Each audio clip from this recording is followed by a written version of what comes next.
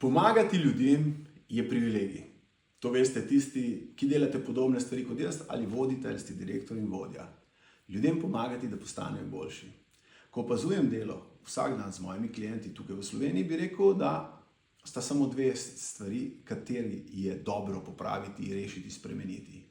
Prva je, da svoje neznanje ali strahove ne rešuj z egom, ker to stranke oziroma sodelavci opazijo in običajno to nakopiči slabo voljo, slabo komunikacijo in pa fluktuacijo, karkoli, slabe rezultate.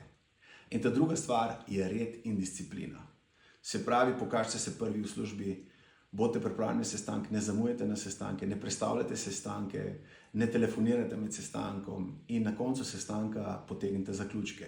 Te zaključke tudi kasneje preverite, zato ker boste tistim, ki so predani in pošteni delavci, dali potrditev in tistim, ki se šlepajo, dali opozorilo, da naj se popravijo.